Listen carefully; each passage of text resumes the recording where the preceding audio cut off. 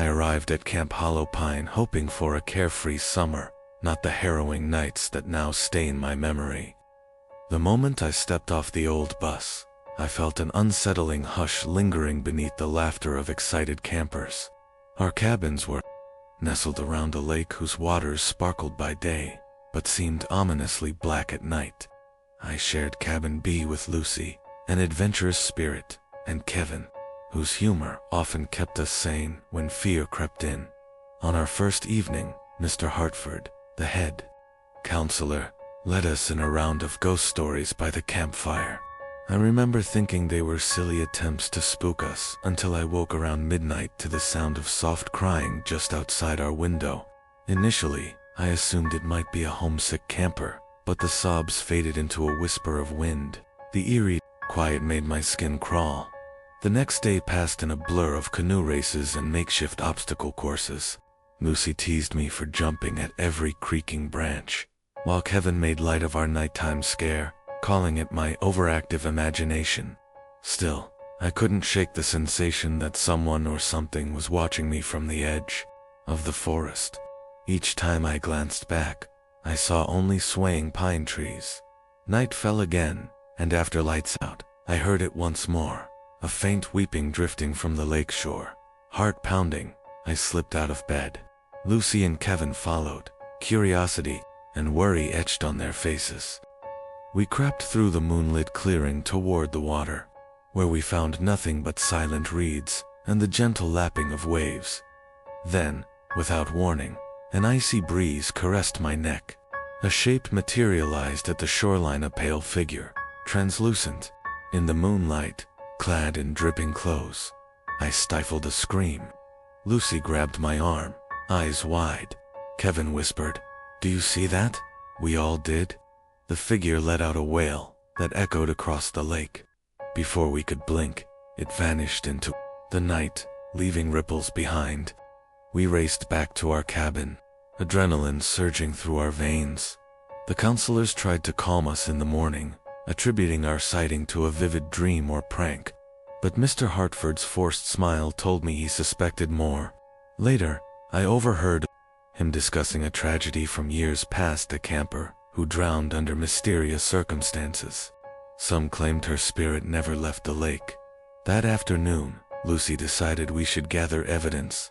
We staked out the lakeshore with flashlights after curfew, each step crackling on the gravel.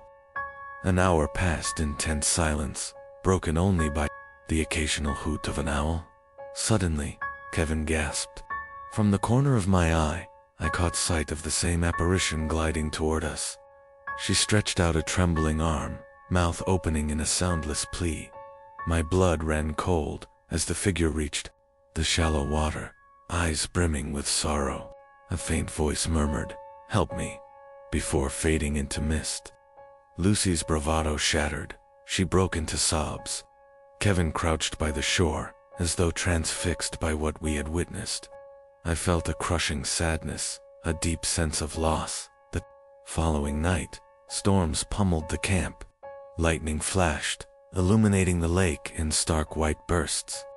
Through my window, I saw her silhouette, drifting amid the storm's fury.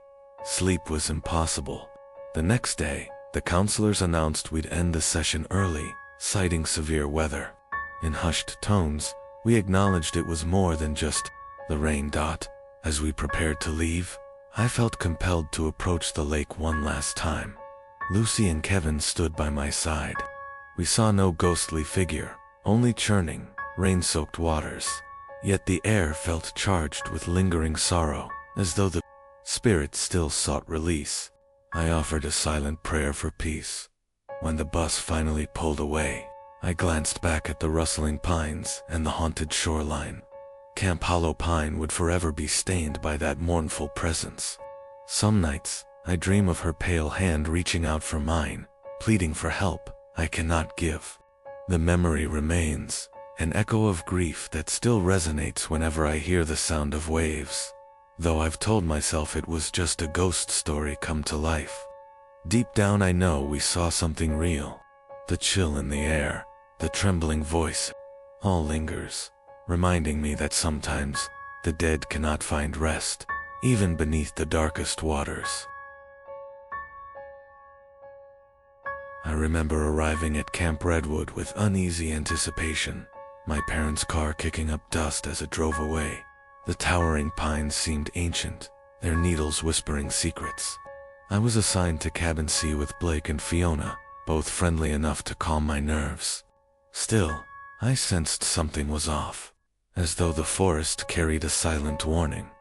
On our first night, we sat around a crackling campfire, while Ms. Winchester, our lead counselor, recounted local legends, phantom lights, and eerie howls.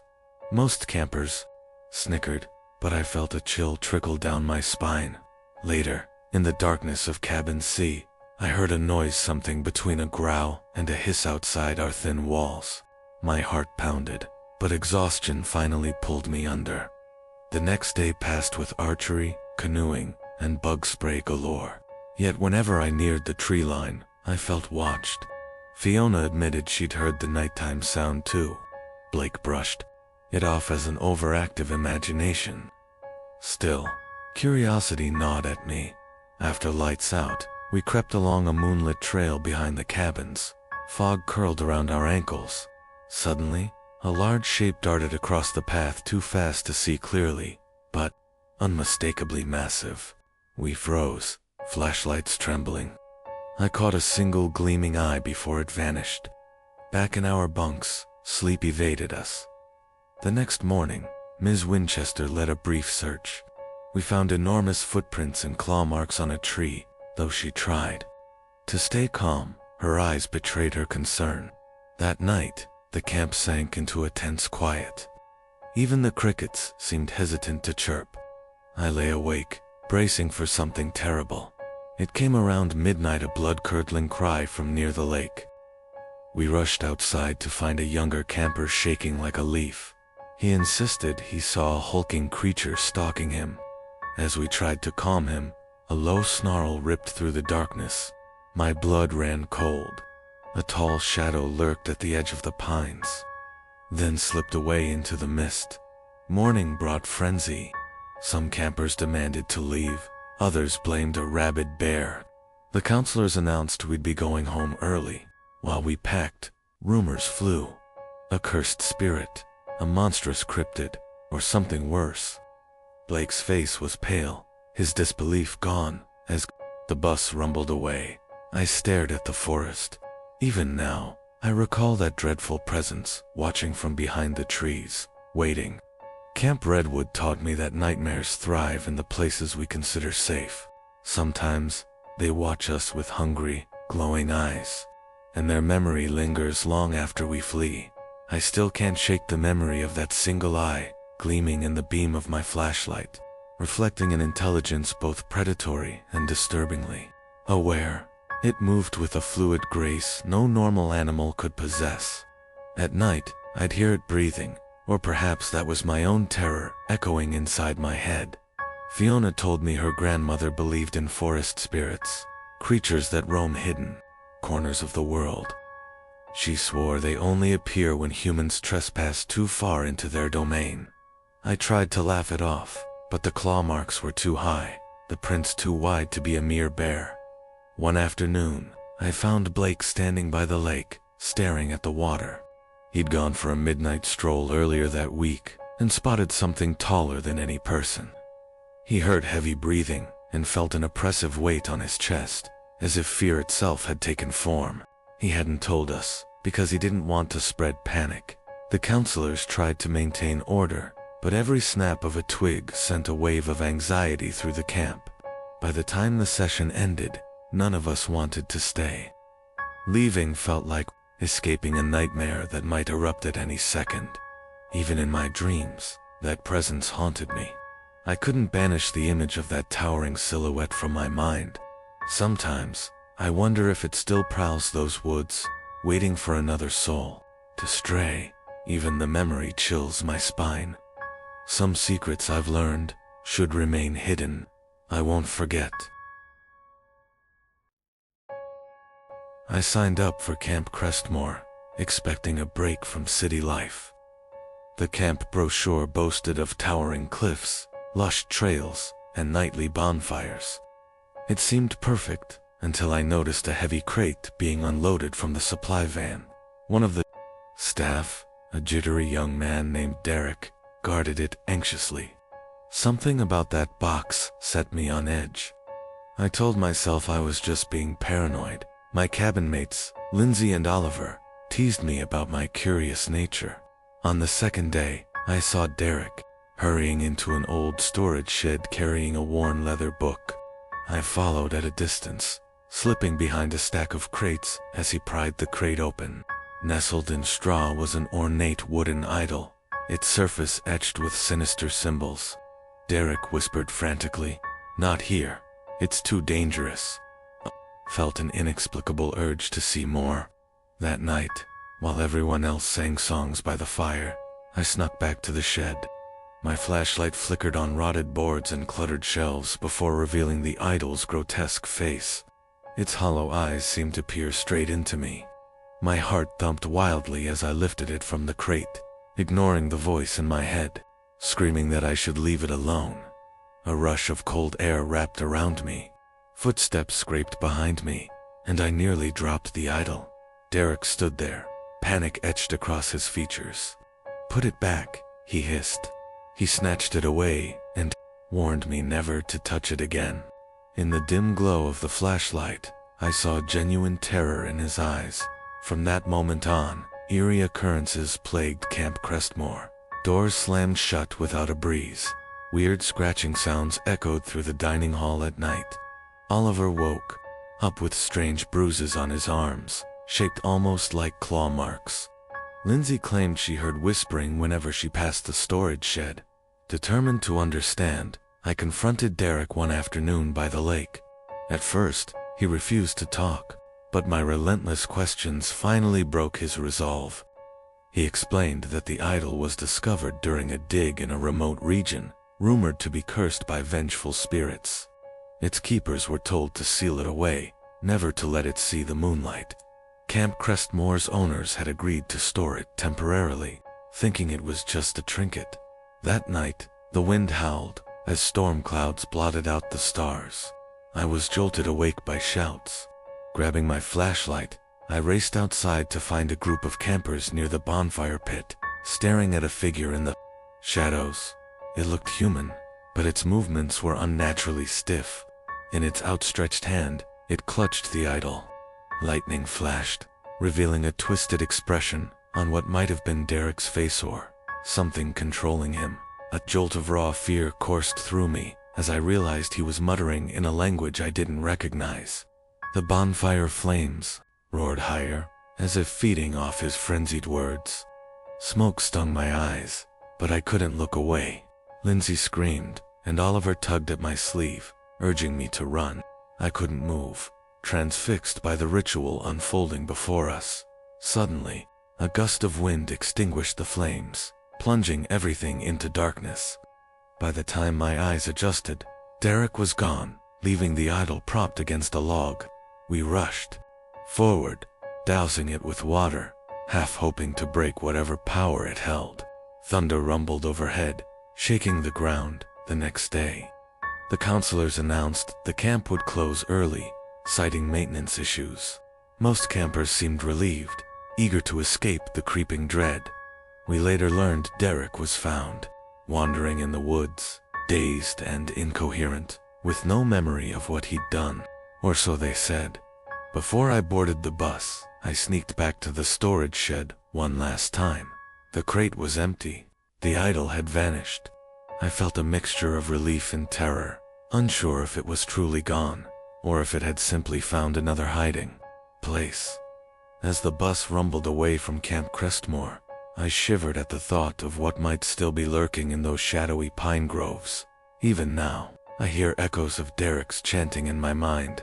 I wonder if the idol's curse remains unbroken, drifting like a malignant cloud, waiting for another unsuspecting soul to stumble across its ancient power. The memory clings to me, a grim reminder that some artifacts carry secrets best left buried. I never believed in supernatural forces until my weeks at Camp Whispering Elms. I had expected the usual camp routine: songs, hikes, and lazy afternoons by the lake. Instead, we became victims of an invisible threat that spread like a slow poison. I remember the day I arrived. The mossy cabins, the towering elms swaying in the breeze. The air felt unusually thick, heavy with foreboding. My cabin mates, Darren and Melissa, noticed the tension too. On the second morning, we found one of the counselors, Ms. Connolly, pale and listless. She claimed she felt dizzy, but the nurses' station was overwhelmed with other campers experiencing the same symptoms. Strange rashes appeared on arms and necks, accompanied by fevers and nightmares that left everyone drained. We tried to continue camp activities, but the laughter was forced. Hushed conversations revolved around who had fallen ill next. Some whispered of a contagion drifting in the elm trees. Others spoke of a cursed spring somewhere deep in the forest. I tried to stay rational, telling myself it was just an outbreak, a flu. Yet every night brought fresh screams echoing through the cabins, and I'd wake drenched in sweat from nightmares of twisted silhouettes in the moonlight. One afternoon, Darren went missing for hours. When he finally returned, his eyes were bloodshot, and he could barely stand. He muttered incoherently about hearing voices calling him to the heart of the woods. Melissa and I helped him to the nurse, but the staff looked overwhelmed and frightened. Day by day, more campers exhibited odd behavior, wandering aimlessly, muttering strange phrases, collapsing in the dining hall. Determined to find answers, Melissa and I ventured into the forest. A rumor suggested there was an old well that once supplied the camp, abandoned after several unexplained incidents. Following a faint trail of footprints, we spotted a stone structure choked with ivy. The well's opening gaped like a maw. As we approached, an overpowering stench hit us, and we gagged. Strange markings adorned the stones, as though someone had carved symbols into the moss. Melissa shone her flashlight into the darkness, revealing shallow water at the bottom. Something about that water seemed disturbingly wrong, tinted a sickly green. A faint whisper echoed from the well's depths, too low to understand. A sudden gust of wind swept through the trees, carrying what sounded like a moan. We backed away, hearts racing. That night, the sickness spread faster. Campers tossed and turned, plagued by fevers and delirium. Even the counselors seemed helpless. Darren, now gravely ill, reached for my hand and rasped something, calling from below, before drifting into a trembling sleep. The words chilled me to my core. In desperation, Melissa and I confronted Mr. Landon, the camp director. He admitted that an eerie legend surrounded the old well, claiming its water was tainted by a restless entity. Generations ago, a caretaker fell in and was never recovered. Locals believed his tormented spirit poisoned the water and anyone who lingered too long near it. As the situation worsened, Mr. Landon finally decided to shut down the camp. We had to evacuate, yet many campers were too weak to travel. That final night, lightning lit the sky, revealing skeletal branches thrashing in the wind. I couldn't sleep, haunted by the knowledge that a malevolent presence was suffocating this place. Early the next morning, ambulances arrived to transport the most serious cases. I boarded a bus, numb with dread. Through the window, I watched the ancient elms sway, their leaves rustling like distant whispers. I couldn't shake the sense that whatever lurked in that well would continue to fester, reaching out with ghostly fingers to claim any who ventured near. Weeks later, I learned some campers recovered fully, while others suffered lingering nightmares. Darren eventually regained his health but refused to speak of camp whispering elms. As for me, I still hear echoes of that insidious voice whenever I close my eyes.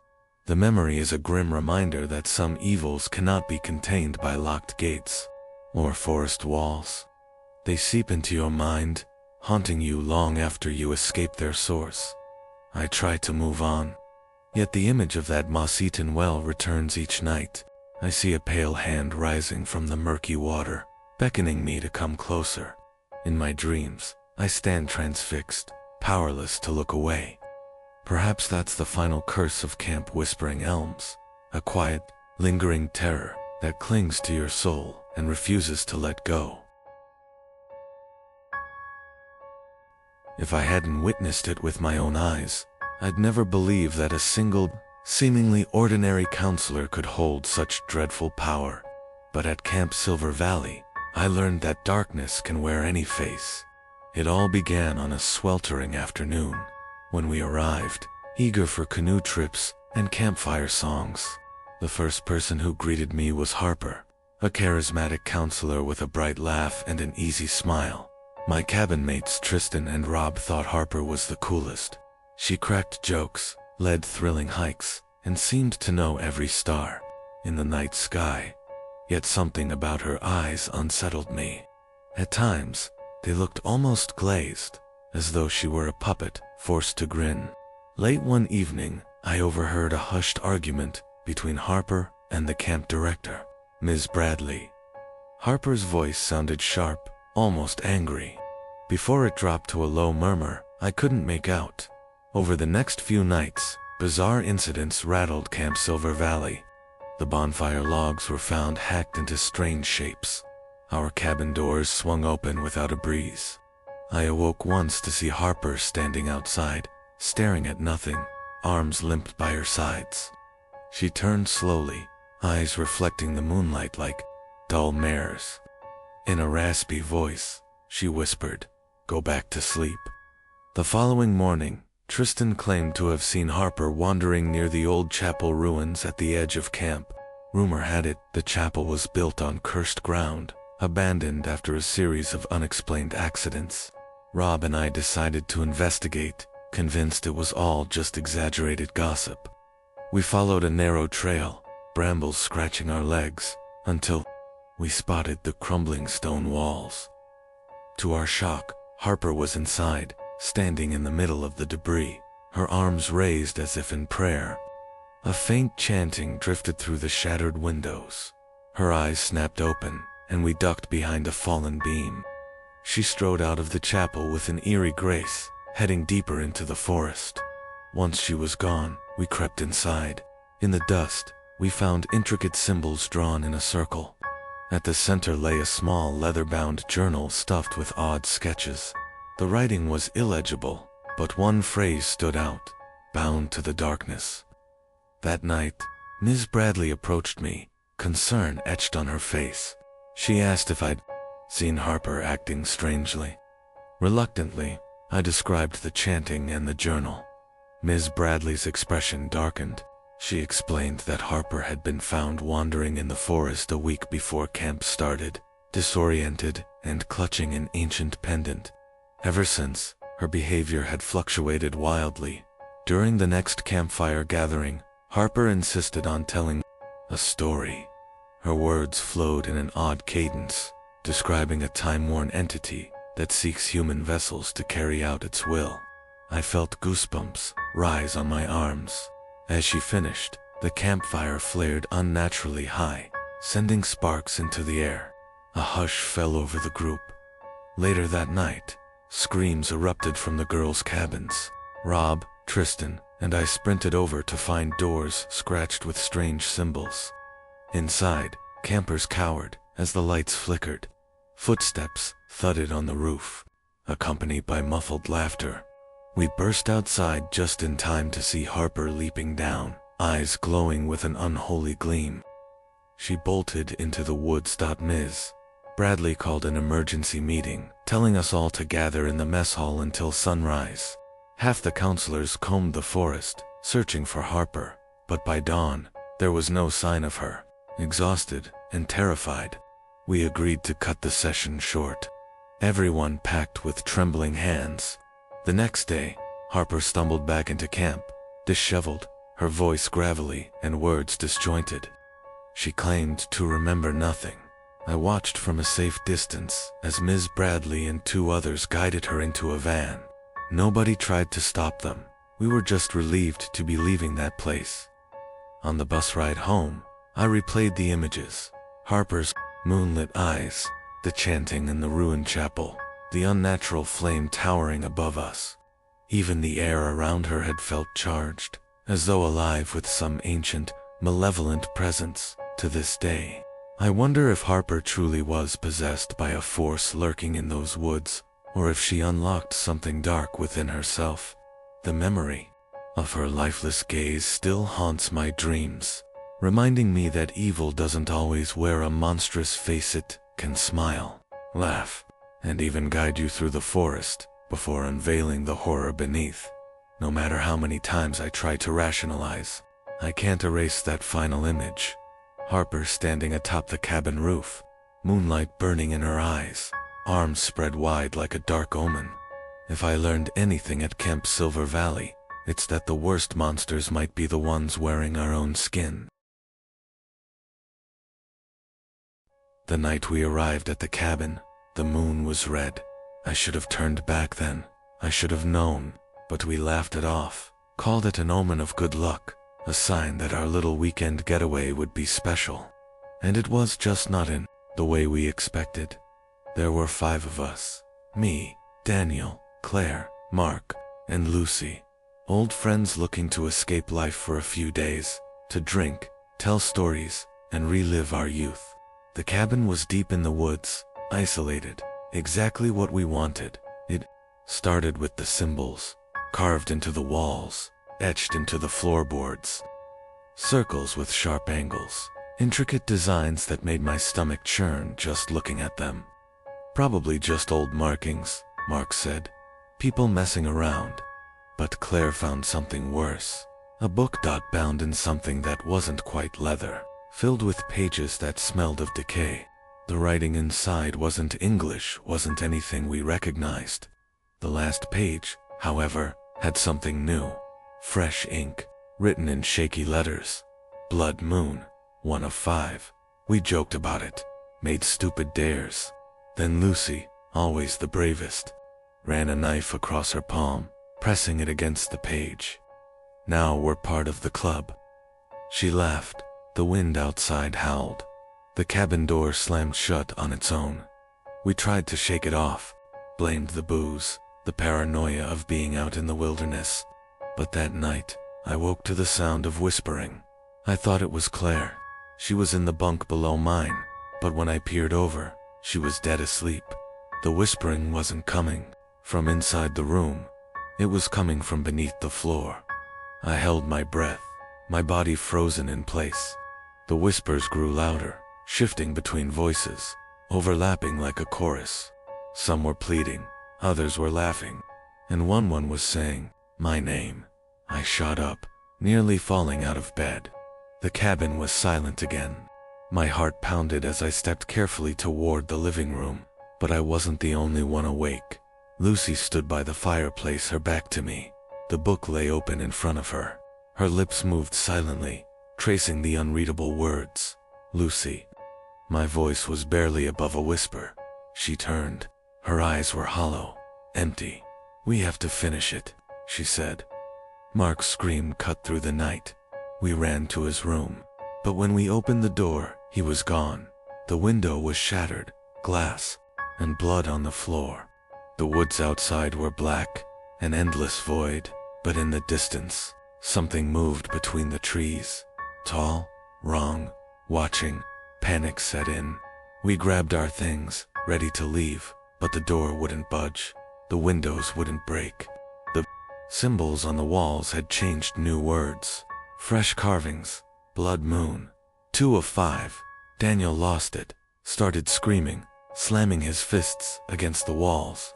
Claire was crying, and Lucy was smiling. She took the knife from her pocket, dragging it across her palm once more. "We have to finish it," she whispered. I ran. I don't remember how I got out. I don't remember the door opening, the woods parting. I just remember running until my lungs burned, until the whispers faded behind me. I reached the road by dawn, bloody, bruised, alone.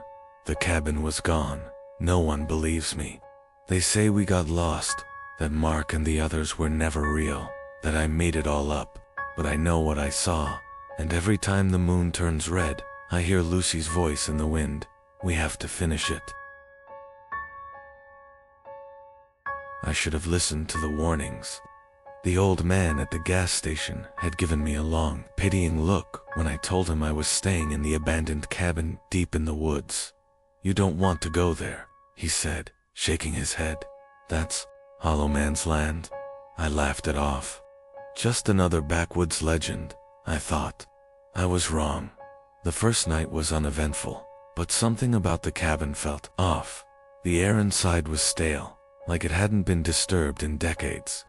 The walls were covered in deep scratches, long and deliberate, as if something had clawed at them for years. At first, I told myself they were from animals, but animals don't carve words. The markings weren't random. As I ran my fingers over them, I realized they formed letters. A single sentence, repeated over and over. Don't let him in. I told myself it was just an old prank. Maybe a scare tactic to keep people away. But that night, I woke up gasping for air, my lungs burning as if something was pressing down on my chest. The cabin was silent, but I had the distinct feeling that I wasn't alone. I reached for my flashlight and scanned the room. Nothing, but when I turned toward the window, my breath hitched. There was a figure standing just beyond the tree line, tall, thin, featureless. At first I thought my eyes were playing tricks on me, but then it moved. Not like a person, there was no natural rhythm to its steps. It lurched forward, like something trying to imitate human movement, but failing. I grabbed my phone, my fingers fumbling as I tried to dial for help, but there was no signal. My heart pounded as I locked the door and backed away. Then, the scratching started. Not from the walls, not from the floor, from inside the cabin. I turned slowly, my stomach twisting into knots. The words on the walls, "Don't let him in," were changing. The scratches deepened, shifting before my eyes, reforming into something else. Too late. The room went cold. My breath formed in misty clouds in front of me. The door rattled violently, the handle twisting as if something was trying to force its way inside. I stumbled backward, heart hammering, and that's when I heard it, a slow, ragged whisper right behind me. Let me in. I didn't turn around. I couldn't. I bolted for the door, yanking it open, not caring what was outside, as long as it wasn't inside. But as I stepped onto the porch, I froze. The figure was gone, but the door had been locked from the inside. I never saw it, never heard it enter, but it had. And somehow, it had locked me out. The realization hit me like a freight train. Whatever had been scratching at the walls, whispering in the darkness, it was inside now, and I was the one left outside. I ran. I didn't look back. By the time I reached my car, my hands were shaking so badly, I could barely get the keys in the ignition. The engine roared to life, and I sped down the dirt road, my headlights cutting through the oppressive darkness. But just as I reached the highway, I caught one final glimpse in my rearview mirror. The cabin's door was wide open, and something was standing in the doorway, watching me leave. I came to the cabin to escape, to disconnect from the world. I didn't know then that some places should be left forgotten. The cabin belonged to my great-grandfather, a man whose name was only whispered in my family. No one spoke of what happened to him, only that he was lost to the woods. When I inherited the place, I was warned not to go, but I dismissed their fears as old wives' tales. The moment I arrived, something felt wrong. The air was thick, heavy, as if the forest was holding its breath.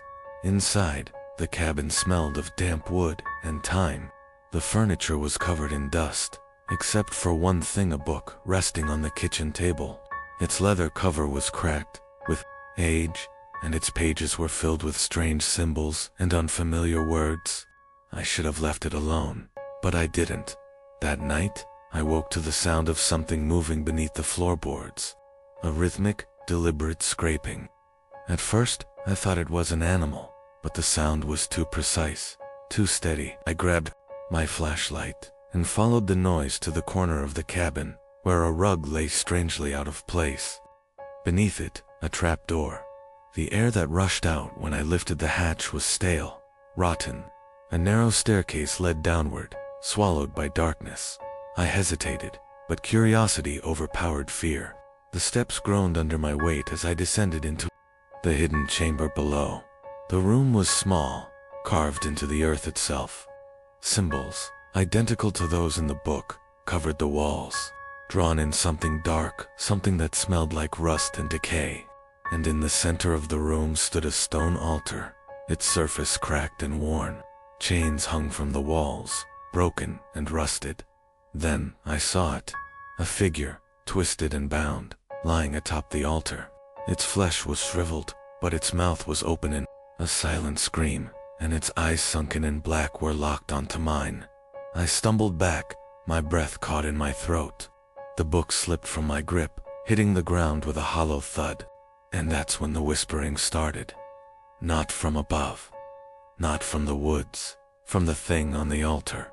I couldn't understand the words, but the voice was deep, guttural, ancient. The chains rattled as its limbs twitched, the dry skin stretching, as if it were still alive. Then the whispers turned to laughter. The air in the room grew suffocating, pressing against my chest like unseen hands. I bolted up the stairs, slamming the trapdoor shut behind me, my heart pounding so hard I thought it would burst. But the whispers didn't stop. They seeped through the floorboards, through the walls, through me. I grabbed my keys, ready to flee. But when I reached the door, I froze. My reflection in the small window wasn't my own. My face was pale, sunken. My mouth twisted in the same silent scream as the thing on the altar. The laughter swelled, filling the cabin, the woods, my mind. The floor trembled beneath me, as if something massive was waking below. I ran. I don't remember the drive back to town, only that the whispers followed me. That night, I burned the book, watching the symbols blacken and curl in the flames. I thought it was over, but every night, just before I fall asleep, I hear a Tay voice in the darkness, whispering my name. The cabin stood at the heart of the forest, nestled between towering pines, untouched by time.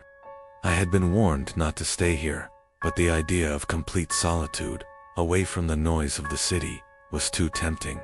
The place belonged to my grandfather, who vanished decades ago, leaving behind only cryptic stories of voices in the trees. I didn't believe in such things, at least, not until the first night. The moment the sun dipped below the horizon, the whispers began.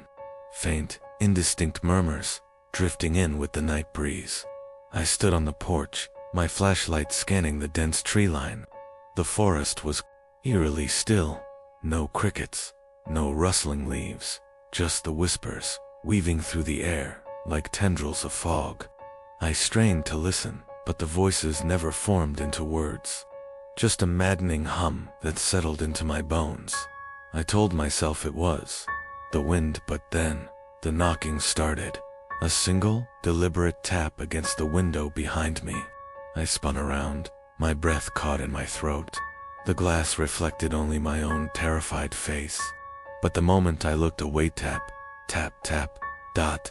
I locked the windows, bolted the door, and retreated to the cabin's bedroom, clutching the old hunting knife I had found in a drawer. The whispers grew louder, more urgent. It was as if dozens of voices were murmuring just outside the cabin, their hushed tones overlapping in a twisted lullaby. I barely slept, my ears filled with the ceaseless, inhuman chorus. The next morning, I ventured outside. The ground around the cabin was undisturbed. No footprints, no signs of visitors. But something felt off. The trees seemed closer than before, their gnarled branches reaching toward the cabin like skeletal fingers, and the whispers, they hadn't stopped. Even in broad daylight, they slithered through the air, curling around my ears like invisible vines. I shouted into the woods, demanding whoever was out there to show themselves, and they did. A figure stood between the trees, motionless, watching. Its features were obscured by shadows, but I could feel its eyes on me, piercing and hollow. I took a step back, and in the blink of an eye, it was gone. But the whispers, they were closer now. Inside the cabin, I ran back, slamming the door behind me, my pulse hammering in my skull. The old wooden floor creaked beneath my feet, but I wasn't moving. I stood frozen as the whispering voices rose to an unbearable crescendo. And then, they spoke. "Join us." A scream tore from my throat as the bedroom door swung open. The air inside was thick with shadows, and in the center of the room stood my grandfather. No, not him. Something wearing his face. His mouth moved, but the whispers came from all around, seeping from the walls, the floor, the very air I breathed. I ran. I don't remember grabbing my bag. Don't remember flinging open the door. Only remember sprinting through the forest. The whispers chasing me.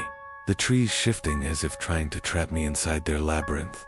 I didn't stop until I reached my car, gasping for air.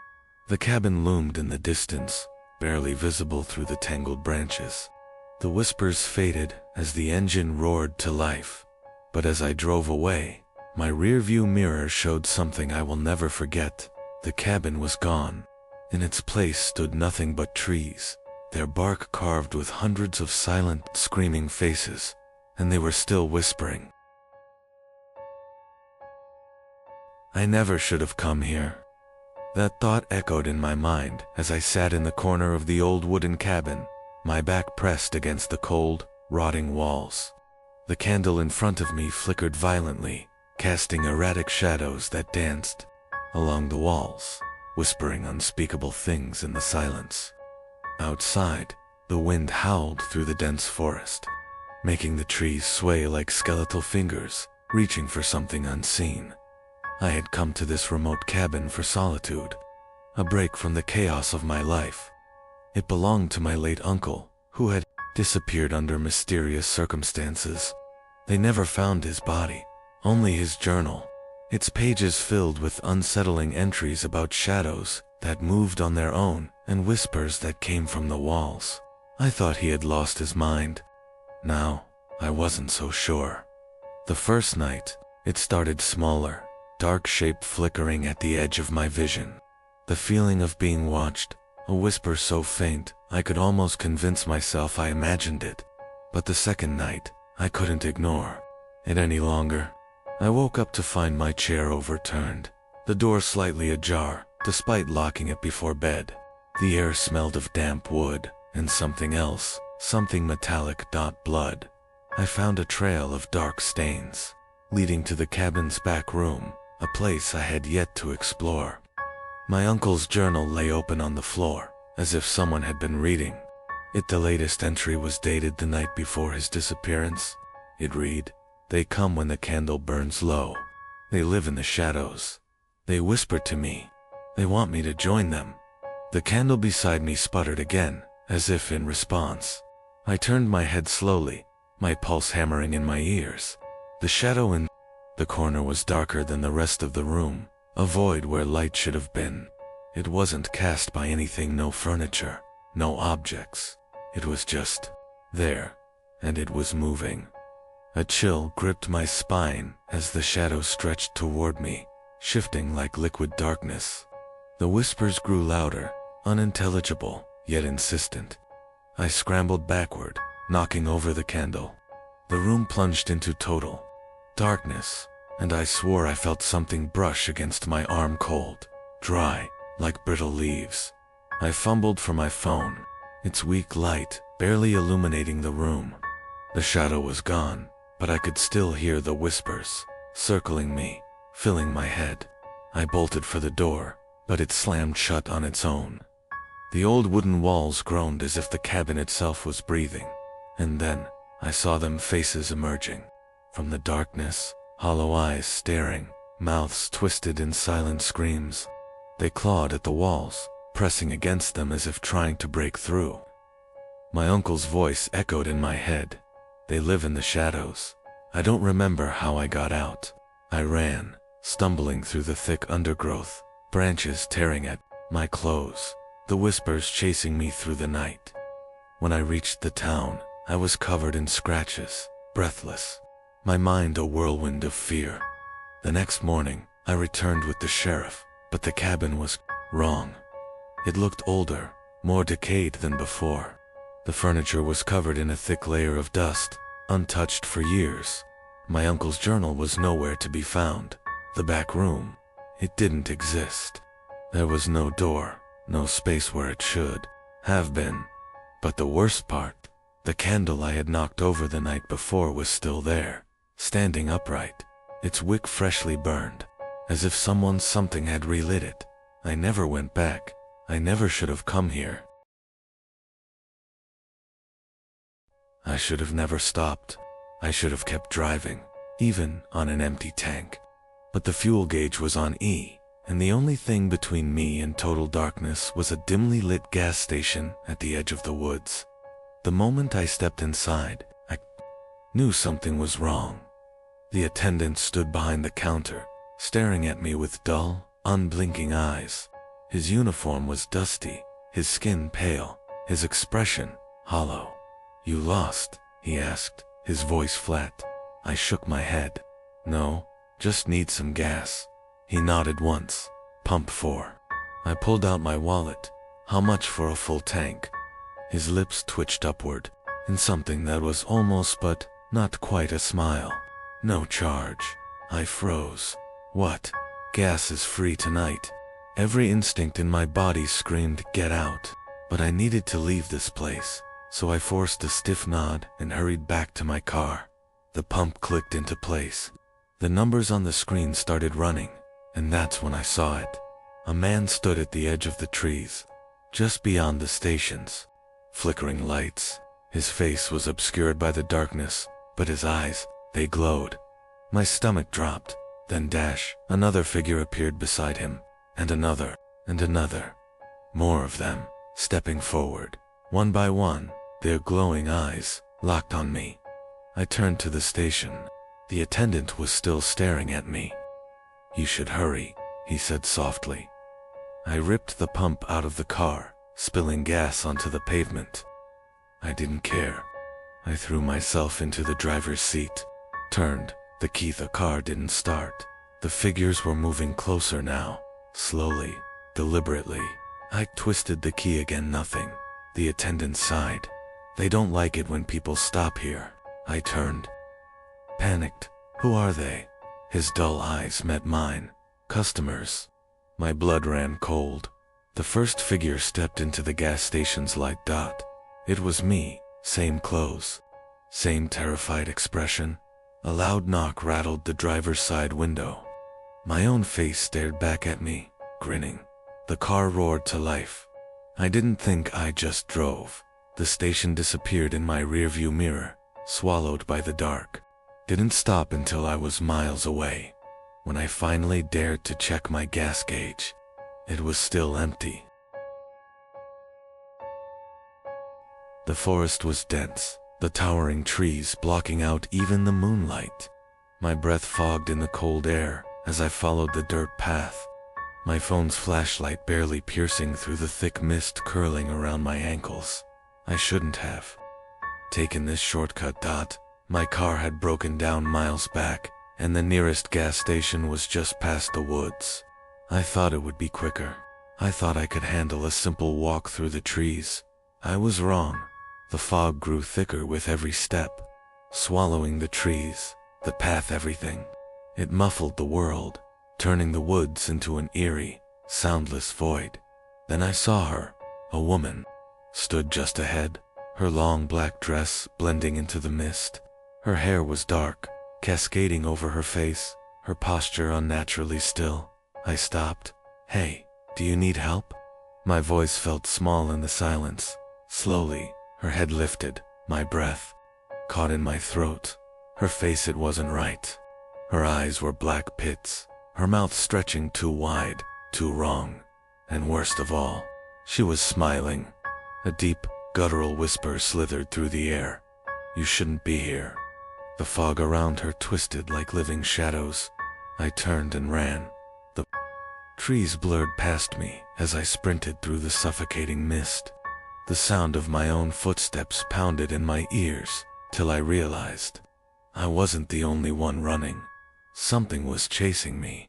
A distorted, breathy giggle echoed through the fog, growing louder, closer. I could feel it just behind me, a presence reaching, waiting the gas station. The neon light flickered in the distance. I pushed harder, my legs burning, lungs screaming for air. I slammed through the door, nearly collapsing against the counter. The clerk barely looked up from his magazine. "Let me guess," he muttered, flipping a page. "You saw her?" I turned, panting. The fog pressed against the glass, swirling like something alive, and just beyond it, the woman stood, still smiling, still watching. The fog thickened and she was gone. I never took that shortcut again, but sometimes, when the fog rolls in, I swear I see her standing just beyond the trees, waiting. I don't know why I decided to take the forest trail. Maybe I was tired of waiting for help on that empty road. Maybe I thought it would be quicker. But as I walked through the gnarled trees, the night pressing in around me, I felt that something was off. It wasn't just the unnatural silence. It wasn't just the cold air thick with the scent of damp earth. It was the gas station. It stood there, flickering neon sign buzzing in the dark. The same gas station I had seen miles back before my car broke down. The exact same one. I stopped. My stomach twisted. That wasn't possible. I had been walking straight toward town. How the hell was I back here? The glass door slid open with a creak. A man stood inside, staring at me from behind the counter. His face was eerily blank. "You lost." His voice was flat, emotionless. I swallowed hard. "I think so. This place I don't understand. I was walking toward town, but I keep ending up here." The man nodded, as if he had heard it 100 times before. "Yeah," he muttered, lighting a cigarette. "That happens." I frowned. "What do you mean?" He exhaled a long trail of smoke. "Once you enter the woods, you don't leave. You just come. Back here?" The hair on my arm stood up. "That's insane." He shrugged. "Sure is." I turned back toward the forest. No way. No way. This was real. I just had to keep walking, get back on the road. But as I took a step forward, the neon sign flickered and suddenly, I was standing at the entrance again. I never moved. A cold sweat broke over my skin. I turned to the clerk. His blank stare hadn't changed. "How do I get out of here?" My voice barely came out as a whisper. "You don't," he said simply. "But if you're lucky, something will take your place." The door creaked open. A man walked in. My heart stopped. He looked just like me. Same jacket, same expression of terror, frozen on his face. The clerk smiled. "Looks like you're free to go." I didn't think I just ran, but as I reached the road, the cold realization settled in my chest. I had escaped, but whoever that was, he hadn't, and someone had to take my place. The night was eerily quiet as I made my way through the forest, my phone's flashlight barely illuminating the winding dirt path ahead. My car had run out of gas miles back, and the only sign of life was the flickering neon glow of a gas station just beyond the trees. It seemed like an easy walk until I realized I wasn't alone. At first, it was subtle, the sound of footsteps crunching the leaves behind me, perfectly synchronized with my own. I stopped. The sound stopped. A chill ran down my spine. I forced a laugh. "Hello? Anyone there?" No response. Just the whisper of the wind through the trees. I kept walking, but faster this time. The footsteps followed. Every time I stopped, they stopped. Every time I moved, they moved. My pulse pounded in my ears. Someone or something was mimicking my every step. Then I saw it, a figure, just a few paces behind me, standing deathly still. My heart slammed against my ribs. "Who are you?" I shouted. The figure didn't move. Didn't speak, but something was wrong. I pointed my flashlight at it, tanned. My blood ran cold. The figure was me. Same clothes, same height, same terrified expression. It tilted its head in an unnatural way, then slowly raised its hand. Mirroring my exact movement, I bolted. I didn't care where I was running, as long as it was away from that thing. My legs ached. Branches scraped my arms, but I pushed forward. The gas station was close. I could see the lights, feel the safety of civilization just ahead. I dared one last glance behind me. The figure was running too, and it was getting closer. I lunged into the gas station, nearly knocking over a rack of snacks. The clerk behind the counter, middle-aged man with sunken eyes, didn't even flinch. "You saw him, didn't you?" he muttered. I turned, panting. The figure was gone. Who was that?" I gasped. The man lit a cigarette, exhaling smoke through his nose. "Ain't nobody," he said. "That's the problem." I never should have taken the shortcut. That thought pounded in my skull as I trudged through the dark forest, the beam of my flashlight barely cutting through the thick mist. My car had broken down on an old highway, and the only sign of civilization was a flickering neon light in the distance and old gas station. The problem: a dense patch of woods stood between me and it. At first, the forest seemed normal. Twisted roots snaked across the path, and the wind whispered through the leaves.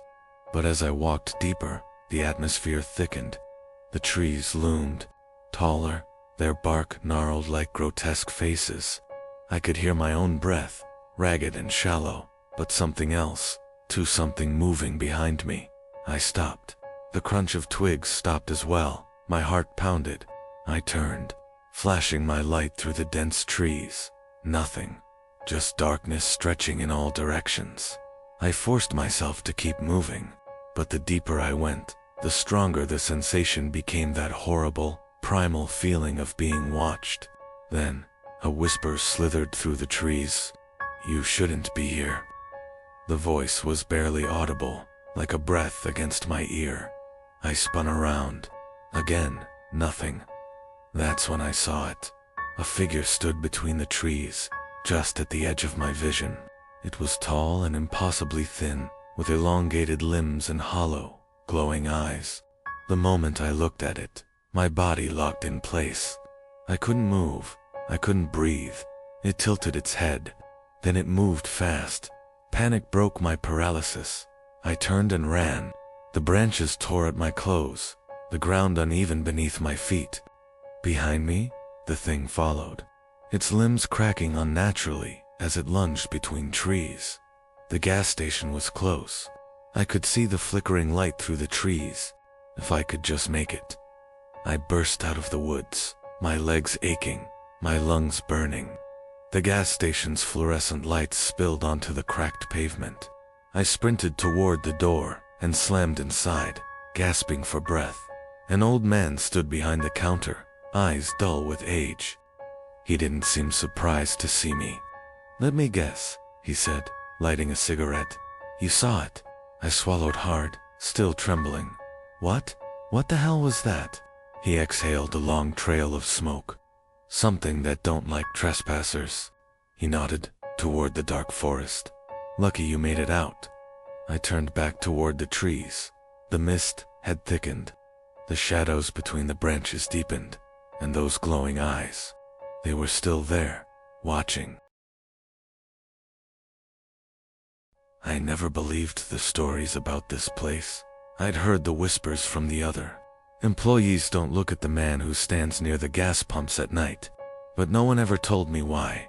I thought it was just a joke until the night I looked at. It was 3:12 a.m., and I was alone in the store, staring at the flickering security monitors.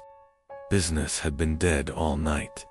The wind howled outside, making the old metal sign above the entrance rattle. I was about to grab another energy drink when I noticed something strange on the cameras. A man standing by pump #4. He wasn't moving, just standing there, staring directly at the store. I leaned closer. Something was wrong. His face looked blurred, like a bad photograph. His clothes were soaked, hanging off his body like he had just climbed out of a lake. My stomach twisted. No cars had pulled up in hours. I would have heard if someone had walked across the lot. I checked the live feed again. He was closer now, standing just outside the glass doors. But I hadn't seen him move. I swallowed hard. The automatic doors hadn't opened. The motion sensors hadn't beeped. I didn't move. I didn't breathe. Then, the lights flickered. When they came back on, the man was inside the store, standing at the end of aisle 2. My body refused to move. I reached for the emergency phone, but before I could dial, the register screened GLITCHED, and words began typing across the screen. "Do you see me now?" The lights flickered again. He was right in front of the counter. The air turned ice cold. I couldn't move, couldn't scream. He leaned forward, his blurry face distorting further, his lips stretching into something not human. And then, he whispered, "Now, you're mine." Everything went black. When I woke up, the store was empty. The clock read 3:13 a.m. I checked the security footage. It showed me at the counter, frozen in place, the lights flickering, and then nothing. The man had never appeared on the cameras, but when I turned off the monitors, I caught a glimpse of my reflection in the dark screen, and standing right behind me was him. I had only been working the night shift at the roadside market for 2 weeks when I found out why the last guy quit.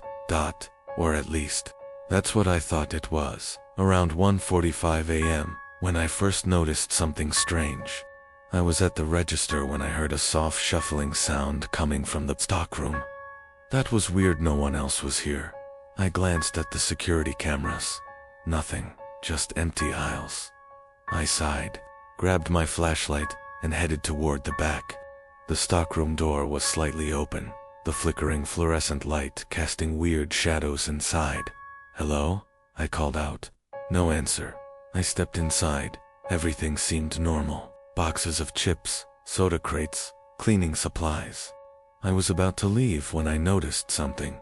One of the locker doors was open. We only had one employee locker, and it hadn't been used since I started working here. The last guy, Dan, had quit suddenly. No one told me why. I stepped closer. Inside the locker, I saw a name tag, Dan, and beneath it, a note, crumpled and YELLOWED. My hands trembled as I unfolded it. It was written frantically, as if someone had scribbled it in a hurry. "If you're reading this, it's already watching you." My stomach dropped. I turned instinctively toward the stockroom door and froze. There was a face peeking through the gap, but it wasn't a person. The head was too thin, the eyes too black, the mouth stretched too wide, revealing rows of uneven, jagged teeth. I stumbled back, knocking over a shelf of cleaning supplies. The bottles crashed onto the floor as I scrambled out of the stockroom. The second I reached the register, I slammed the door shut and locked it. My breath came in short gasps. My hands were shaking as I checked the cameras. Nothing. I rewound the footage. At exactly 1:45 a.m., the stockroom door had creaked open on its own. At 1:46 a.m., something had crawled out. Long limbs, pale skin, a grin too wide for a human face. At 1:47 a.m., it disappeared, not into the aisles, not through the doors, just gone. I quit the next day, but before I left, I checked Dan's employee file. He had never officially quit, just disappeared. The manager never filed a missing persons report. I guess now I know why. Night shifts at the roadside market were usually dull. A few truckers stopping by, some insomniacs buying cigarettes, and the occasional drunk looking for snacks. I had worked there for 3 months, and nothing truly strange had ever happened. Until that night. It was 2:37 a.m. The only sound in the store was the hum of the refrigerators and the occasional rustle of the wind outside. The road was completely empty, no headlights, no signs of life. Just me, a dimly lit parking lot, and endless darkness stretching in both directions. I was behind the counter, scrolling through my phone, when the automatic door slid open with a chime. I looked up. A man had entered at first. He seemed ordinary tall, wearing a long dark trench coat, with the hood pulled over his face. But something about him immediately made my stomach tighten. He moved ... strangely. His steps were slow and deliberate, almost as if he was measuring each one. His breathing was deep and controlled, like someone trying to suppress something. "Good evening," I said, forcing a smile. He didn't respond, didn't even look at me. Instead, he walked toward the refrigerators in the back, where the energy drinks were. He stood there for too long, not opening the door, not reaching for anything, just standing there, his head tilted slightly, as if he were listening to something I couldn't hear. I shifted uneasily behind the counter and glanced at the security monitors. That's when my stomach dropped. On the screen, I could see the back of the store, the man standing by the refrigerators. But something was wrong. His reflection was missing. The refrigerators had glass doors, and everyone's reflection showed up when they stood in front of them. But his, nothing. I felt a cold sweat forming on my back. My fingers hovered over the emergency button beneath the counter, but I hesitated. What would I even say? That a guy's reflection wasn't showing. The cops would laugh me off the phone. Then, he moved. Slowly, he turned and walked toward the counter. His footsteps were completely silent, despite the old tiles always creaking underfoot. He placed a single item on the counter, an energy drink. Then, slowly, he reached into his pocket and pulled out a $5 bill. It was old, wrinkled, and wet. I reached out to take it, but as soon as my fingers touched the surface, I recoiled. It felt wrong, too soft, like flesh, and then I saw it. The bill wasn't normal. It had no face, no president's portrait, no text, just blank, empty paper. My throat went dry. Sir, this isn't real money." My voice barely came out. The man finally moved his head, looking straight at me for the first time, and my entire body froze. He had no eyes, no mouth, no features, just a smooth, blank expanse of skin where a face should have been. I stumbled backward, my breath coming in panicked gasps. My legs refused to move. The man's head tilted slightly, as if he were studying me. Then, slowly, he raised his hand and pointed toward the security cameras behind me. I didn't want to turn, but I did, and what I saw on the screen made me scream. The camera feed showed the store, showed me behind the counter, showed the shelves, the refrigerators, everything. But the man, he wasn't there. I spun back around. He was gone. The door had never opened. There was no sign of him anywhere. The energy drink was still on the counter, untouched. My heart pounded as I turned back to the security screen. I rewound the footage, played it back. The store door had opened by itself. No one had entered, but when I looked down at the counter, the $5 bill was still there. But now, words had appeared on it, scrawled in deep black ink. "You're next." I quit my job the next morning. Working the night shift at a roadside market wasn't exactly thrilling, but I preferred the quiet. Fewer customers meant fewer problems. That was, until the freezer door started opening by itself. At first I thought it was just a faulty latch. It was an old store, and the freezers were ancient. Maybe the cold air was causing pressure shifts. But after the 5th time I had to close it in one night, I started getting uneasy. It was always the same freezer, the one at the very back, the one we hardly used. One night, around 3 a.m., I was restocking snacks when I heard it again. Creeeaak. The unmistakable sound of the heavy freezer door swinging open. I sighed, grabbing a mop to brace it shut properly this time. But when I turned the corner, there were footprints leading away from the freezer. Wet, bare, human footprints. A chill ran down my spine. The floors had been dry all night. I swallowed hard and stepped forward, gripping the mop tighter. The freezer door stood wide open. Inside, thick frost covered the walls. The air was so cold it hurt my skin. And then I saw it, a handprint, pressed against the frost-covered glass on the inside of the freezer. It was fresh. I slammed the door shut and locked it. My heart pounded as I staggered back, trying to rationalize what I just saw. There was no way someone had been inside, right? I checked the security cameras. The footage showed me walking toward the freezer. The door was already wide open when I arrived, but there was something else. At exactly 2:59 a.m., the door had swung open by itself, and for exactly 1 second, something stepped out. Something tall, something with no face, and then it just vanished. I didn't wait to see if it would come back. I ran. The next day, my manager asked why I left early. I told him. He just stared at me for a long moment before sighing. "You're not the first to see it," he muttered. He handed me my last paycheck, then added, "But you're lucky. The last guy never made it out." I never asked what happened to him, and I never went back. The roadside market I worked at was small, old, and always had a strange, lingering smell of damp cardboard and something metallic. The night shifts were boring, but easy money at least. That's what I told myself, until I noticed aisle 6. It started about 2 weeks into my job. Every night, at exactly 2:42 a.m., I would hear it. A faint whispering sound, barely audible, over the hum of the coolers. It was coming from the canned goods aisle. At first, I thought it was the old AC vents, but then I realized the whispers were saying my name. Ethan.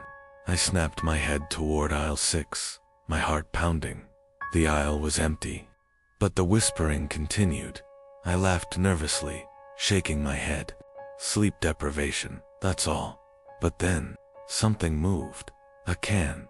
One of the soup cans rolled off the shelf and hit the floor with a loud clatter. I stood frozen. There was no one there. I walked over, picking up the can. My fingers trembled slightly, and then I saw it. A face pressed against the glass of the freezer behind me. Pale, hollow-eyed lips, moving soundlessly. I turned so fast that I nearly fell backward. But when I looked at the freezer's reflection, there was nothing there. My skin prickled as I backed away. I decided to check the security cameras. The footage showed me standing in the aisle, picking up the can. But the reflection in the freezer glass was still there. It was watching me, and then it turned its head to stare directly into the camera. I didn't sleep that morning. The next night, I kept my back away from the freezers. The whispering started again at 2:42 a.m. on the dot this time. I didn't check. I didn't look. I didn't turn around. And when I quit the following week, I never went back. But I still dream about aisle 6, and sometimes, in the silence of my apartment, I still hear it, Ethan.